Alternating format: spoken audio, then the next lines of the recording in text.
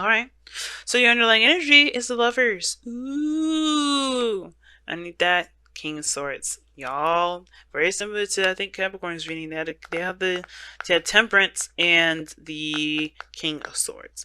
So it was either it was Sagittarius or it was Aquarius. Is then I was thinking of when I was talking to Pisces and their reading with their situation that kind of was very similar to their stuff.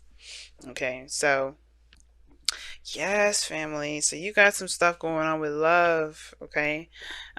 Choosing your head of your heart. Now, there was a lot of logical head. You were picking your head for a while now, and I think there is a situation that's come up where your heart is screaming louder than your mind is, okay? Your emotions are kind of going a little crazy. And it's because, obviously, right, you've been more detached. Definitely not your energy. On the defense, protective of your emotions. You were slicing and dicing folks, or you were associating yourself with somebody that was rather stern, rather good to communicate with. You know, very open to communicate with. An air sign, potentially Gemini, Libra, Aquarius. But this person definitely came from a place of, of honesty. They may have gotten the honest.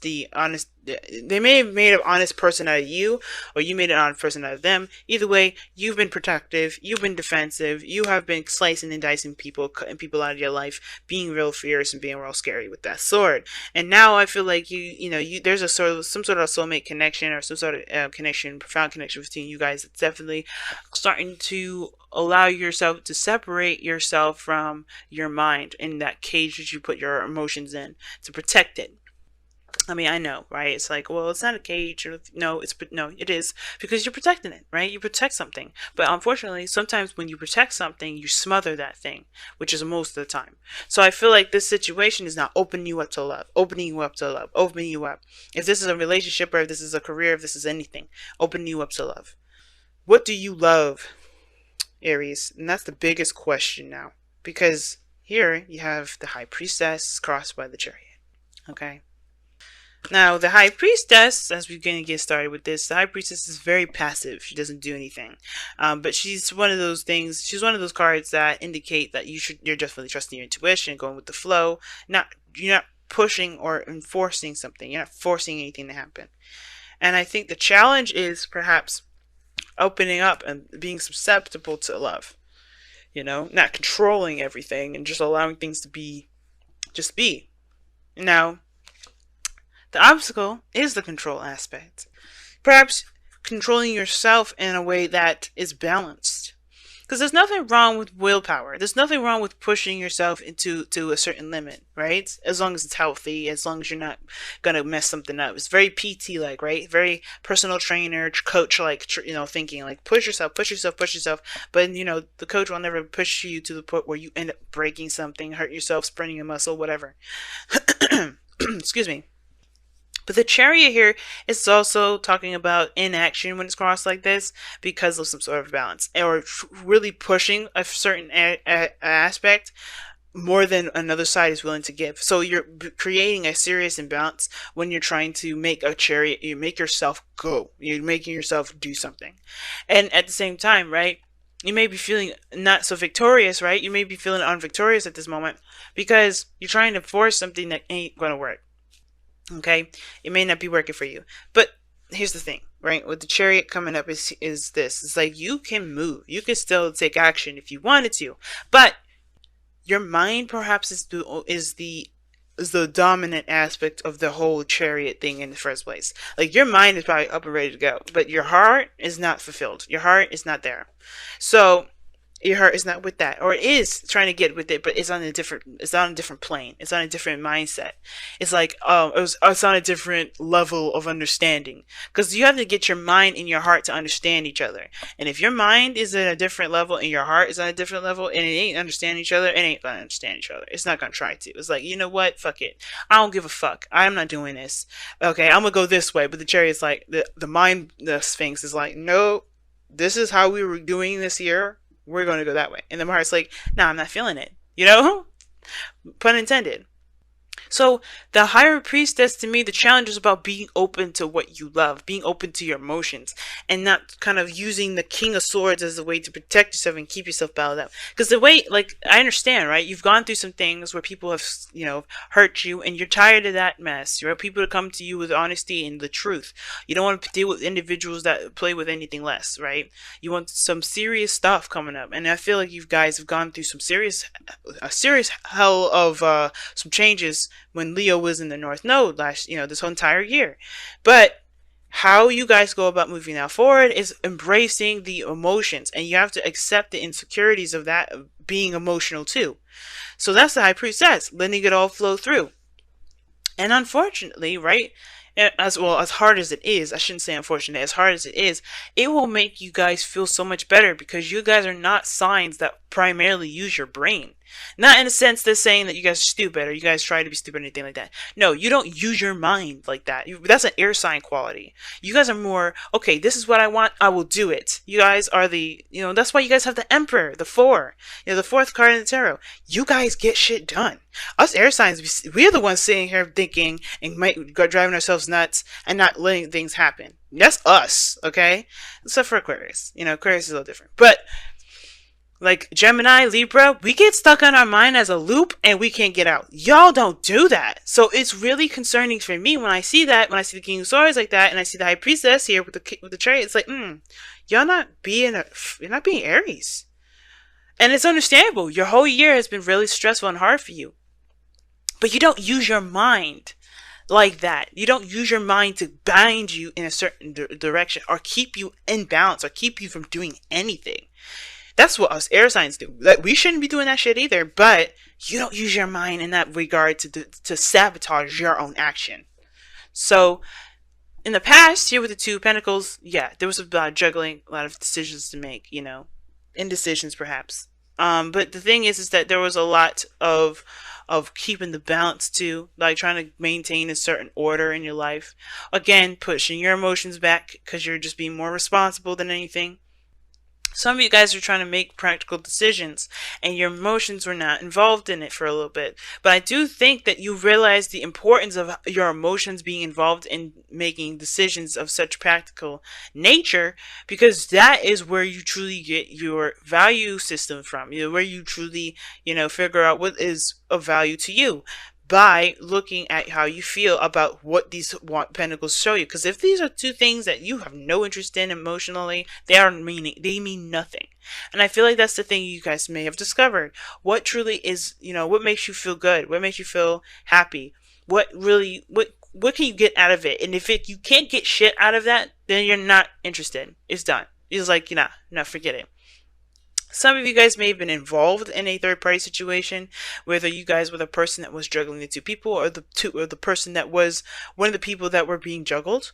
But I still feel like you guys connected with your intuition and you found your value and you figured out whether or not this is something you really want to continue. If the person that you're involved with is someone you want to move on with, or you wanted to find your own way of being independent, or finding your own relationship that makes you feel good about you, right?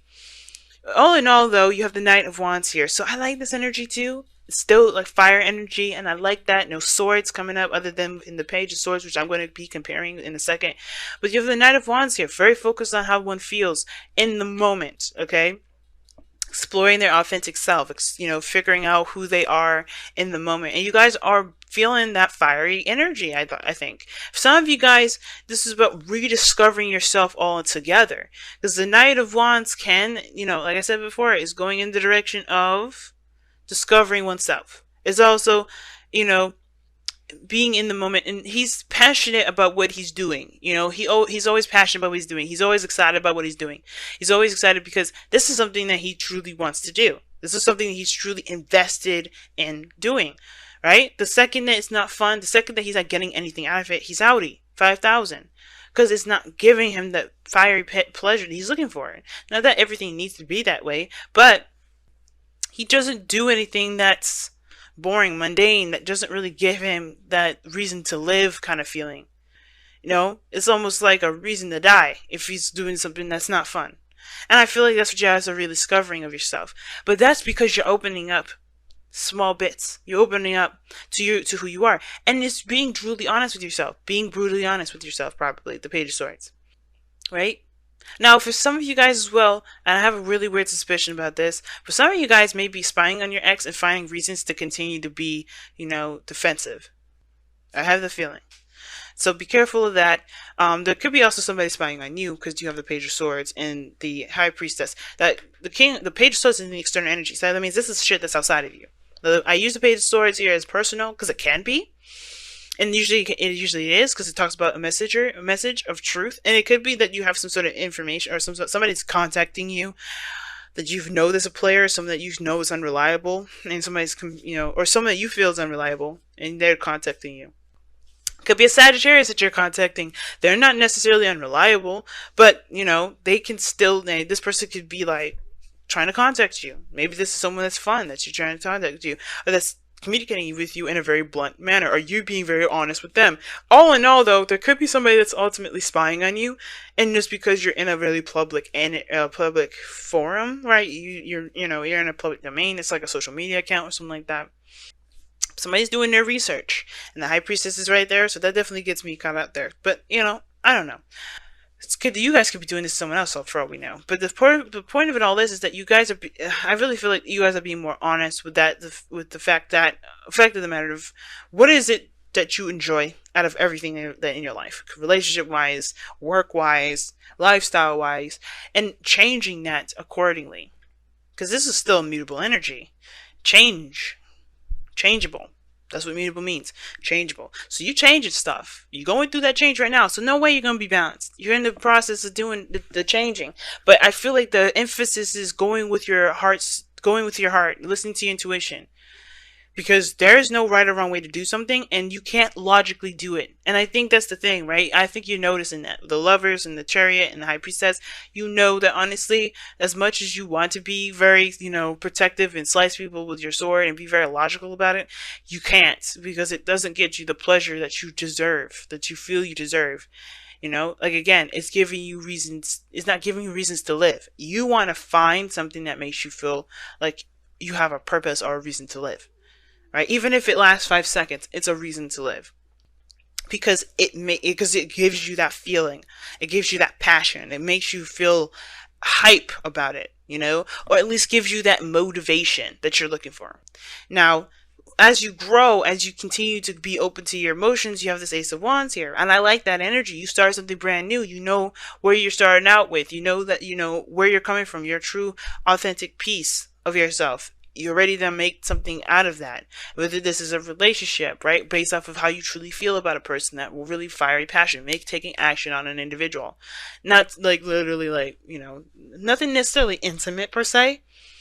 I mean, you do have the High Priestess here, and you got Pomegranates, which is a very sexual kind of connotation or symbol in the High Priestess's card there. But I really feel like with the Ace of Wands, you take action on what you feel you're led to, because you have, because you feel something toward it. You have an emotion toward it. Like I say before, wands are action influenced by emotion.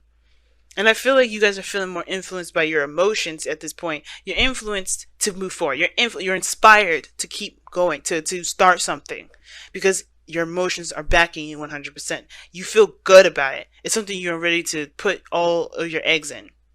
But your goal and ambition is the Queen of Pentacles. So I feel like you guys want to be want to start something awesome, right? But you want to feel like it could lead to something awesome too. Here's the thing. Here's 2 things I'm getting from this. You want to feel independent, but you also want that security. You also want a security of being in a relationship, knowing that you are that person's person, and that person's your person. Hopefully I said that right. You are their person, and they are your person. That attachment, right? But I also think that in order to do that, you have to commit. You have to make it known. You have to let that person know, hey, you know what? I like you like that. and take that leap of faith and go ahead and do it. Now, I know there's no fool card or anything like that, but you have the High Priestess here, which talks about trusting your intuition. And I feel like when you trust your intuition, that talks about walking in the dark a little bit, because you don't know where it's going to lead. You just trust that you'll make the right decision, that you'll go in the right direction. You go in the direction that you really feel like will benefit you. And I feel like with the Queen of Pentacles is this: you do want a sense of commitment. You don't want to just, just have a frivolous relationship or frivolous relationships, period. And I feel like you want to actually buckle down and make something of something that you feel passionate about. You really want to commit to something, to something that you feel reflects the value that you see within yourself. Something like, you have a good value standard. And I feel like you really want to find someone or find a relationship or find something that really reflects that value system in yourself, how you feel about yourself as far as value goes. And you can, but you have to act on that value too. But you have to commit to it too, as well as what I mean. It's like, if this is something that you truly want to commit to, waiting for this person is the last thing you want to do. Because if you feeling it before they, if you feeling it, you feel it. But expecting them to say something to you, waiting for them to communicate with you, I hate that, to be honest with you. I hate when people say that they're gonna wait on somebody, because they're letting the time go, they're letting time pass, and they're not taking advantage of the moment of what they feel. If there's somebody around you at this moment that you feel something for, why let the person step up? Why don't you just do it? Why don't you take control, be the magician, and create the future that you want, create the relationship that you want, take control? Because the Chariot is still what's crossing this. The Magician is your outcome. You guys are in control of your destiny. Why leave it up to the hands of somebody outside of you? Why determine your worth or your value, or determine a relationship at all outside of you? You commit to it personally, sure, definitely. But if this is somebody here that you feel like you're led towards, that you feel a connection to, go ahead and make that known. And I read these cards without any sort of gender roles specification here. Nobody is entitled to a message. Nobody is entitled to being told, to being asked out first. I'm a woman, okay? And yeah, Aries, yeah. I have literally asked out, I will say, about 5-6 guys in my entire life. All right?